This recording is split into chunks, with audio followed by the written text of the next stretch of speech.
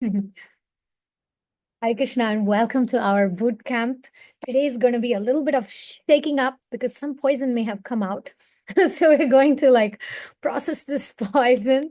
Let me share the presentation slideshow. Okay. Share screen. Boom. All right.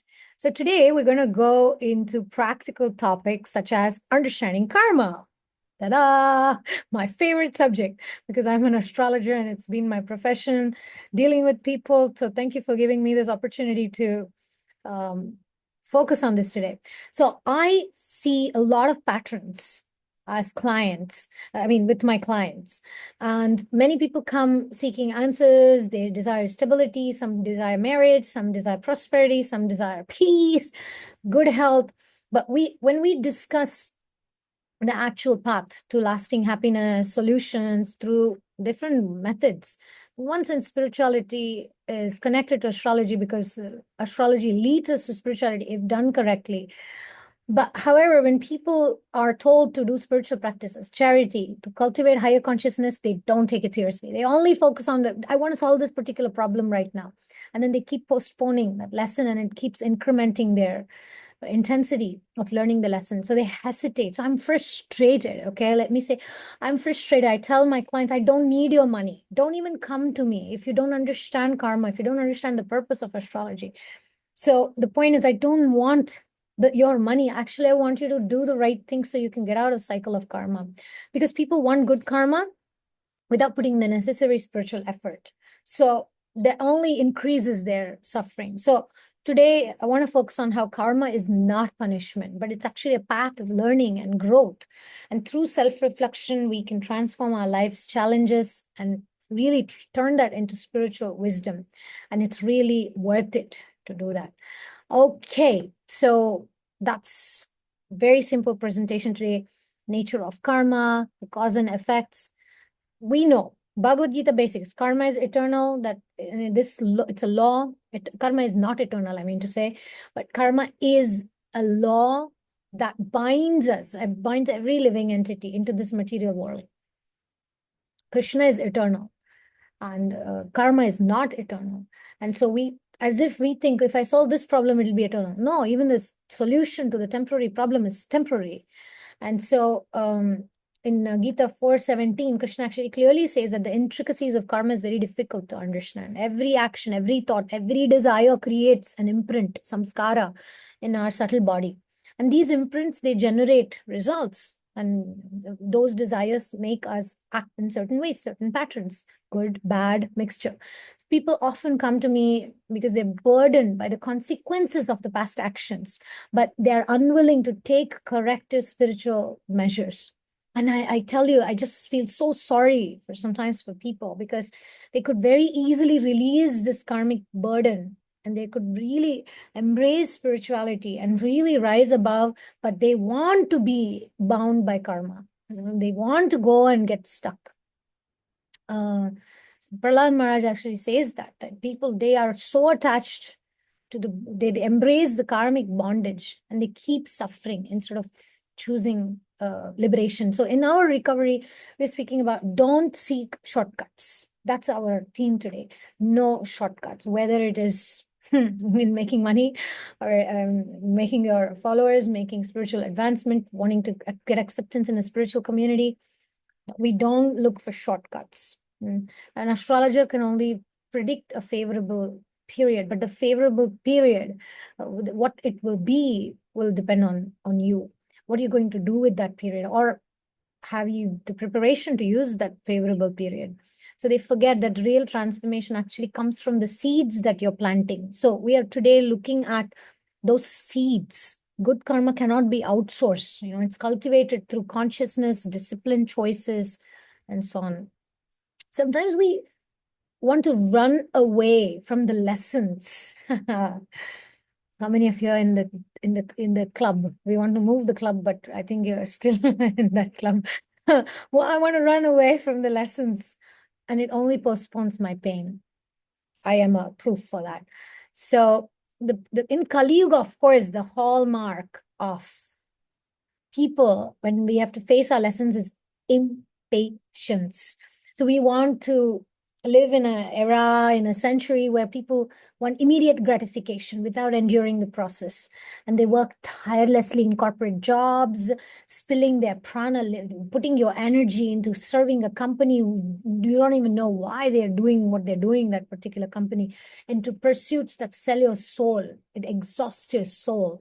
And then people get mentally exhausted, physically exhausted, emotionally exhausted, and spiritually parched. And then they come to astrology sessions or whatever, just want to know. But in that moment, when those instabilities arising, instead of just trying to suppress the pain, if only we could ask the right questions. Why is this happening to me? Not when will this stop happening to me? So the reality is that whenever I postpone my lessons and when I try to avoid spiritual discipline, then the suffering only intensifies very soon.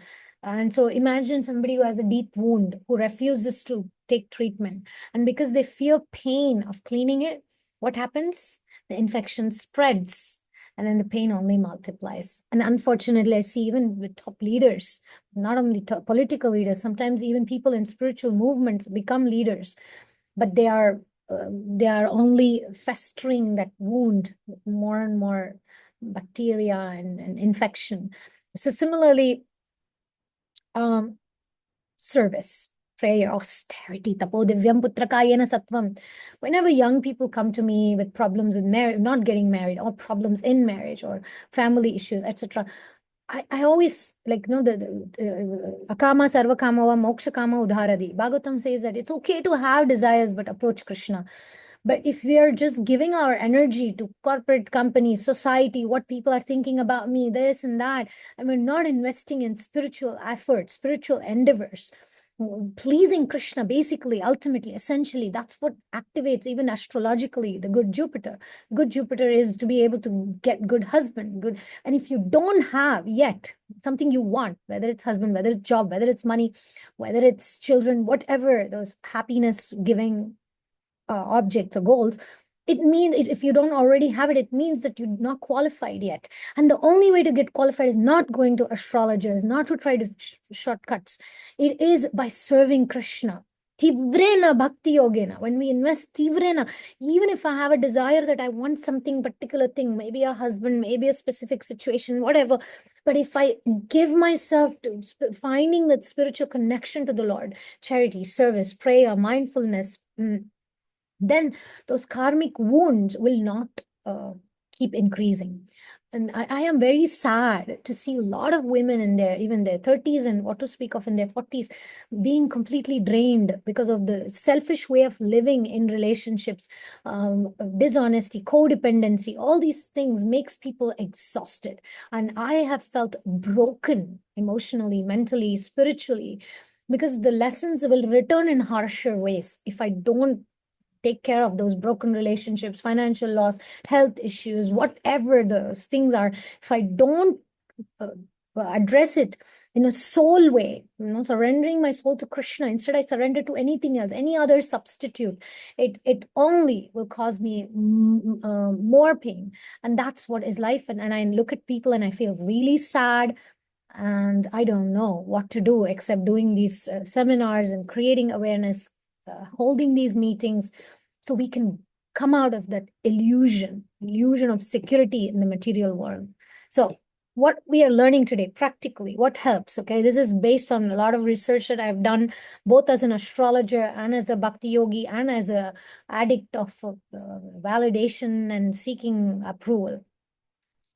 Number one, we're learning to embrace all circumstances. Remember, we're not just trying to survive. We want to thrive. We want to thrive in Krishna consciousness. We want to thrive in God's light. We want to get out of the illusion of self-will and God's will. That's our way. So we embrace all circumstances. Try to see Krishna's will in all circumstances. Accepting life without resistance, without judgments. Second, take responsibility. For what? Acknowledge your role in creating your reality. Wow. Acknowledge my role in creating my reality. This is what God's way is. God's way of living is not uh, shrugging off responsibility, escaping. 3, release blame. Let go of the need to find external explanations. What it means to you, please journal. You may have your own story about it. So the illusion of pursuit. What pursuit? The pursuit of finding security in this material world. People mistakenly believe that material success will bring them stability, but I have seen time and again, because I've dealt with lots and thousands of people, hundreds of people, they only chase after promotions, financial gains, the person they think they'll be happy with, worldly achievements, thinking that once it arrives, they will finally find peace. But no, Gita reminds us, 270, a person who's not disturbed by the incessant flow of desires that enter like rivers into the ocean, which is ever filled, but is always still. That person alone can achieve peace. No other way. So that's the path we want to walk. No amount of external, no amount of external validation, no amount of external trying to satisfy the external hunger for that, the Krishna-sized hole, the black hole that I have. It's Krishna-sized. Nothing else can fill it. The hunger for the soul, the hunger of the soul is for Krishna. So the more one pursues material gratification, the more one becomes entangled. This is sounding like a philosophy one-on-one, but because everything in this world is temporary, but recovery, that's permanent. Why? Because that establishes the connection with Krishna. When we run after quick fixes without realizing that the only stability comes from aligning with Krishna and surrendering to the will of the divine, then we keep coming back. Punah, punah, charvita, charvananam. Prahlad Maharaj says we chew this. The people who are addicted to this kind of life, they chew the chew. They keep chewing the same chew. There's no taste in it, but they keep chewing. Another analogy Bhagavatam speaks is about the camel. The camel is chewing the thorn. So delicious. What is he tasting? He's tasting his own blood. So the bloody taste of his, the poison aspect, no, applied in the wrong direction. That's what chewing the blood. So sometimes I have chosen to be in this position, maybe marriage, and I'm taking sacrifices, but there's nothing so great and noble. I wanted something, and therefore I'm there like the demigods. Yesterday we saw in the session that demigods wanted position, and therefore they had to endure the poison. The rishis and the sages, they were peacefully in the forest. So we need to look at that. Okay, I only have one last slide, and then we're going to take questions, comments, discussion. This is about transcending that survival mode. It's really been my lifetime work for me, I would say. So I always wanted to figure out how to transcend the survival mode, because I saw everybody just trying to survive, and then everything seemed so meaningless. They don't know why they're doing certain things. So how to do that? Survival mode means, first of all, you need to understand, means living in fear and reaction, seeking external solutions, blaming astrologers, blaming circumstances, so on. But thriving mode means embracing growth and purpose, developing internal wisdom, taking ownership of our journey. So this is the prime difference between the two. Because what people overlook is that true happiness, true connection, true prosperity is not just in mere financially, oh, let me be stable. Then you have to come back again, lifetime after lifetime is the same karmic baggage drama. So the scriptures emphasize that all these things we do, charity, devotional service, selfless acts, it's, yeah, one part is, yeah, we create good karma, but every time we are enjoying good house, good legal situation, children, we are finishing that karma, and then we have to go back to the building the same, how do you say, go back to square one, which is trying to build our own security, real security. That's where we will all end up. So better to start now.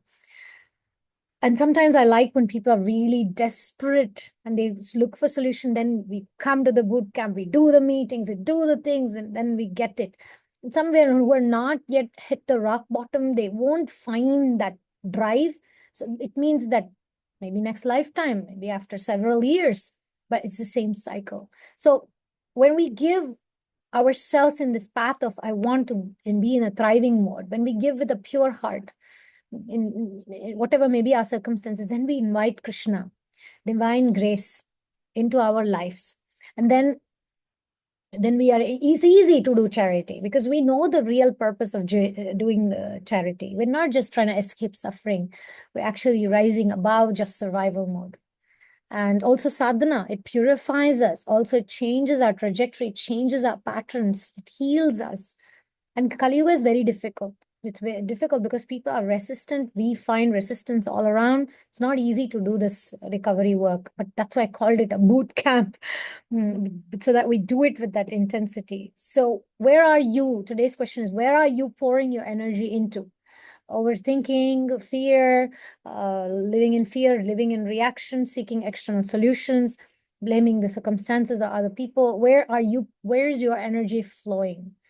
Is it going towards pursuits where you're investing in yourself, which is a thriving mode, embracing growth, embracing the purpose, developing that internal strength, mental strength, emotional stability? Are you investing in the places where it matters? It's a question only you can answer. Nobody can answer that for you. So I'm not saying this to judge or criticize, but my intention is definitely, my duty, I think, is to remind all of us that life becomes meaningful only when we align to Krishna's will. Our desires are just running away from lessons, and it only increases karmic debt. That's why I'm happy for my sufferings. I'm happy for my anarthas and weaknesses and the struggles. Because of those struggles, I'm reminded that this is not the world for me. And then it gives me an opportunity to embrace self-discipline and embrace charity as a means of purifying myself, as and surrendering to God's will, not as a weakness, but as a true strength, a true way to fulfilling my purpose in life. So it's never late to choose our path of spiritual alignment. You can do it anytime, and Krishna has all the time in the world. But the sooner we do, the more empowered we become. And we find something, the spiritual success that you get is just so harmonious. And I urge all of you, take this boot camp seriously. Take the lessons that is coming your way as a embrace it, embrace that growth, embrace that purpose. Don't go down into tamas guna. Stay in sattva guna. Stay in that mode of offering Krishna whatever comes up in your path. Yeah, that's what I really had to share today.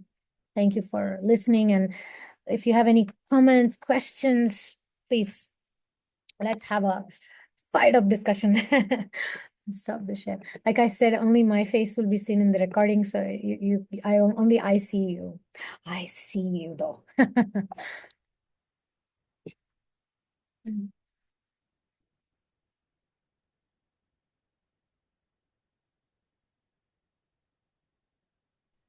I feel so Hare free Krishna. to be with all of you. Just want to say that. Yes, go ahead, Rajamanjari. Thank you, Mataji. Happy to be back again after a week of, not being able to do it honestly, but I'm here now. So very happy. Um, I'm sure you're not saying that, we should not rely on astrology or, take guidance from it. So, like, how do we balance? Like, Hmm. I think you understand the question. See, astrology has a purpose. It is helping us. It can guide us to understand the anarthas, how to work on it, what time of the year or what time of the, what I learned from Bhakti Siddhanta Saraswati Thakur and Srila Prabhupada's teachings is astrology is useful in two circumstances. One is when you get married. So you make sure that you marry a person who's compatible, can help you in the purpose of life, or how to navigate marriage. Second is when you have a child. So you can understand the nature of your child, so you don't force the child to become a engineer when he's actually an artist or something, whatever. Okay. To help the soul walk the path of healthy, happy, successful progress. So these are the Mm, only two places that we really truly need astrology. Of course, when I say nature, sometimes we need to understand, should I do this business or not? Those things. mm, But mm, when people come to me, like I have a lot mm, of clients who come to me in regards to marriage. Now, like some clients come to me asking for marital, like when mm, will I get married? I mean, I look at their life history and I look at their palm and I talk to them, they've been spilling that masculine or feminine energy, doesn't depend on the gender, but they've been spilling it. Means they've been maybe dating, they're not really like, they've been prioritizing other things. They're not actually working. Okay, they're not working on attracting the right partner. So sometimes, like some women who come with, oh, why am I not getting married? Or why is this? And I look at their life, their choices. They're serving some company, they're getting certain kind of money, and they're trying to invest in things, not themselves. They're not doing any austerity, nothing. They're not doing devotional service. They're not going to the temple serving the deities, not they're washing pots, they're not doing any devotional service. Okay. mm, Nor mm, are they doing any austerities like pujas. There are so many different pujas that you can do in order to like become qualified. Like Akama Sarvakamova. There are Vaishnava remedies. Like Vishnu Sahasranam is a very powerful remedy.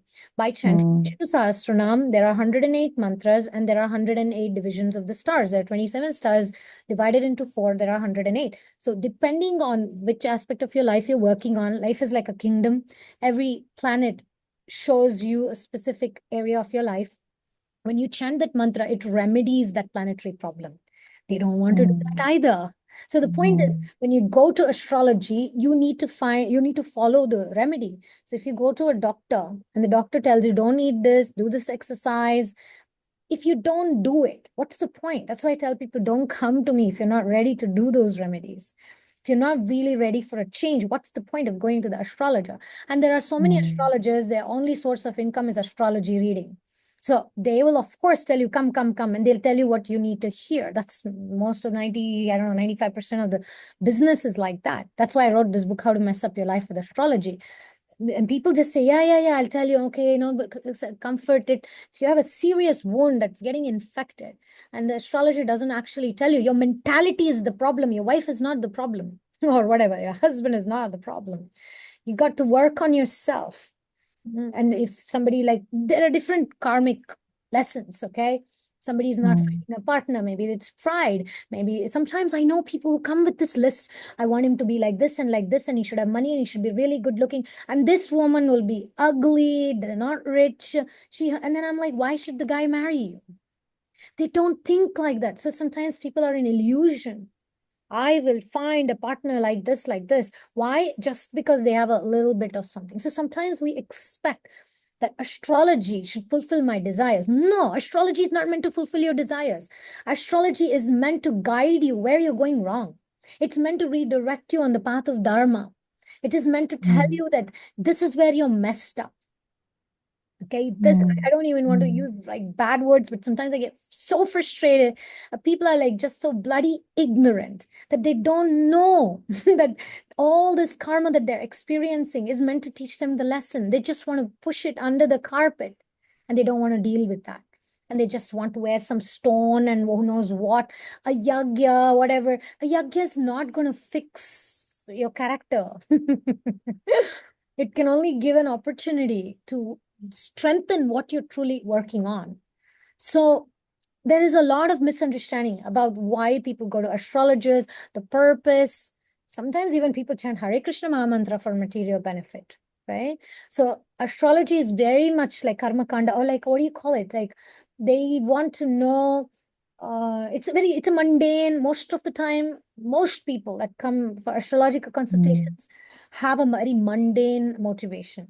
But I must say, there are clients that I've had who are highly spiritual, very advanced, that they ask me, what is my lesson in this phase of my life? What is it that I need? mm, mm, Like yesterday, Bhakti Prabhava Swami, we are doing Bhakti Vedanta, and he was talking about astrology, Brihat Parashara, Hora Shastra, Vimshottari Dasha. These are cycles of life. And he was saying, everybody goes through cycles, devotees, sannyasis, everybody. He was telling, I've had situations in my life where Maharaj was saying that I've had Bali Maharaj situations where people were not appreciative of me. They were rejecting me and everything. And so he was talking about the cycles, the time. So mm, sometimes it's useful. But the point is, if we don't have the intelligence to apply astrology, there's no use going to astrology. You need to have some common sense before we approach a mm, sacred science. For a reason, it is called sacred science.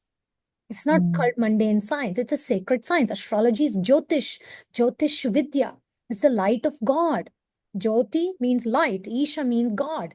So Jyotish means the vision that how to align to God's will. What's my nature? What's the timing? How do I surrender in this situation in life? What kind of seeds do I sow in this situation?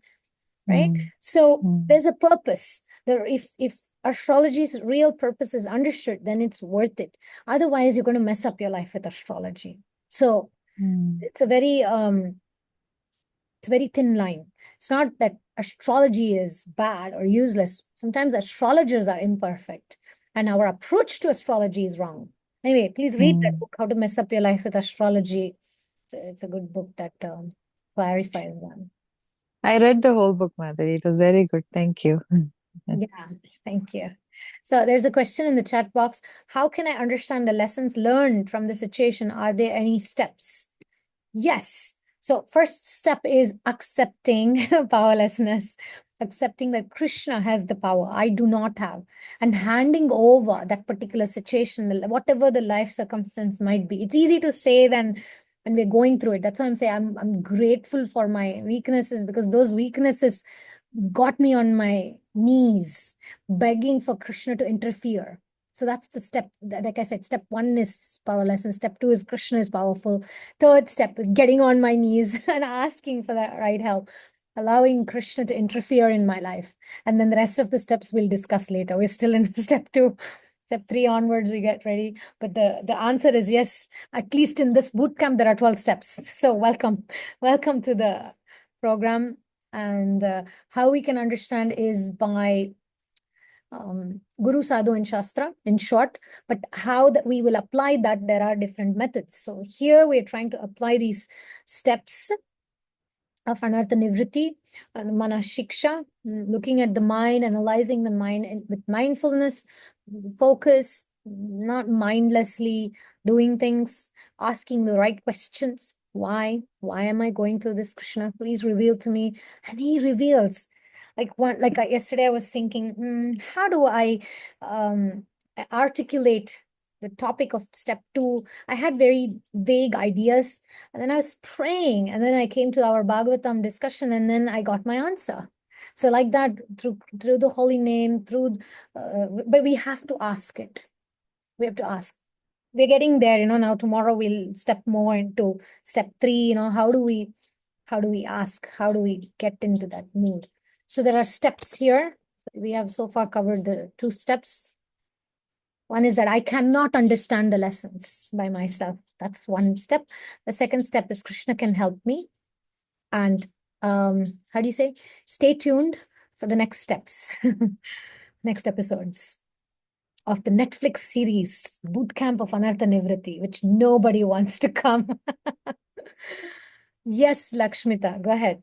Hare Krishna Mataji. Mataji, can karma can be reduced or removed, or it can be only transformed? Because while we were doing, because in this meeting I was realizing like A steps can really help me grow from all the difficult situation and karma. Because I view karma or everything as a bad thing. Like personally, I fear that.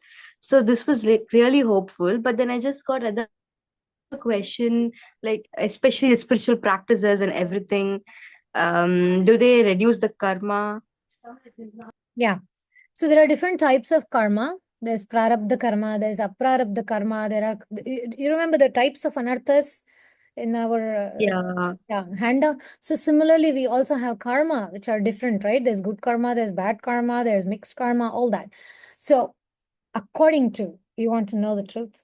According to the Vaishnava philosophy, by practicing Bhakti Yoga, Navavida Bhakti, Shravanam, Kirtanam, Vishnu Smaranam, Pada Sevanam, Archanam, Vandanam, Dasyam, Sakyam, Atma Nivedanam, the 9 types of devotional service, it does destroy all karma.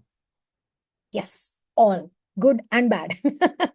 Sometimes we think that I will perform devotional service, all my bad karma will be destroyed and all the good karma will still remain, so I can enjoy my little kids and they going to college, and me, I'll have grandchildren and I'll enjoy that. And sorry, this is not the path.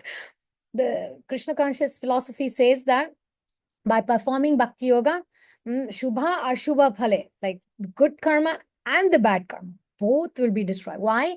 Because good karma also produces anarthas, and those anarthas will make us do sins, get into the bondage of cycle of karmic baggage. So yeah, we are going to, that's why I'm saying karma means survival. Good karma, bad karma. Some people have a lot of bad karma, some good karma. So they suffer, they struggle, they work hard, and they never really make enough money to own properties or whatever. They know there are poverty class people, they always remain poor. They are, or people who have health issues, all life they have health issues, so on and so forth. So their karma is like that. And some others have more bad karma, little like more good karma, little less bad karma. So the struggle is there. Some years are really good and they're so happy, and then go crash. All that, the drama. And regardless of it, the dance of the good and the bad, it's always going up and down. And every time I'm thinking, oh, this is my good karma, I am so much better than so many other people, and that goes down. And then when I'm thinking all this mentality, all that motivation, every time I'm proud, every anartha that in that handout that we have, every anartha that makes me proud, that makes me enjoy sense gratification without Krishna, it's basically reducing my good karma. And then later on, it comes as health issue, it comes as children betraying us, it comes as partners betraying, all those things people go through. So the issue is this: when you ask, is karma destroyed? If we truly practice bhakti yoga with the right intention, both good and bad will be destroyed. So we create a completely different system here. It's not anymore the good and the bad which entangles us anymore. It's Krishna. Like Prahlad Maharaj says, Krishna Graha. Ravi Chandra Ketu Nine Rahu, Ravi Chandra Buddha Nine Rahu Ketu Nine. So instead of seeing planets, oh, Shani is coming, oh, Rahu is coming, oh, when Venus comes, I will get the property, when Jupiter comes, I'll get the job, oh, when Saturn comes, I'll suffer from this ailments, and for the next how many ever years I have to be on insulin or whatever, okay? That's all part of the good and the bad and the mixture. But thriving means going beyond these things and not caring about it. Remember, let me go back to the slide. The thriving mode is embracing the growth and purpose. What's the purpose of this disease? What's the purpose of this job? What's the purpose of my family? Answering those whys. Good karma, bad karma means survival mode, living in fear, reaction, seeking external solutions, fearing rejection, blaming circumstances. That's survival mode. Survival is karma. Thriving is Krishna. So our attempt is not just to, destroy some bad karma, do some charity, do some devotional service, so I get a little fix. That's not going to cure the wound. The wound will be cured only when I completely align to Krishna's will. And that's the path of Krishna consciousness. That's the path of here also what we're trying to do. Learning techniques, structures, skills, sangha. And together it's much easier. When we come as a group together, the energy, we all have, like I was saying, I'm very grateful to all of you because we're all coming here with that one sole purpose. What's that purpose? We don't want substitutes to fill that Krishna-sized hole anymore. And that purpose is very, very powerful. So when we come together, the energy is, and then we create transformation, we get out of the karmic cycle. And so that's why Parikshit Maharaj did not see the curse as a bad karma. That's why Ambarish Maharaj didn't see it as a bad karma. That's why Bali Maharaj did not see it as a bad karma. That's why Lord Shiva did not think that drinking poison was bad karma. Each one of them. Mahadev became a Mahajan. Bali Maharaj became a Mahajan. He was the king of the demons. So all these characters, all these personalities we're studying in Srimad Bhagavatam, they are not just survivors. They were thriving in Krishna consciousness. So it didn't matter Parikshit had only 7 days. It didn't matter that Bali Maharaj got tricked by Vamanadev. It did not matter that Mahadev had to drink the poison. They were so aligned to Krishna's will. So we are actually talking beyond, transcending the karma is what we are talking about. And that's what we are doing in step 3. And I tell you, it really works. This prayer of step 3 that you will learn, I do it every morning and evening. I say the step 3 prayer. So step 3 is when I get on my knees after having done step 1 and step 2. So I highly encourage all of you, get into meetings, attend the Anartha Nivritti meetings. That's your soul's fuel. get a sponsor, get a what we call as a Sakhi, who is Sakhi Sevaki, who will help you to go through the steps and watch these boot camps over and over again so that you find the energy to thrive and not just survive. Okay, thank you very much.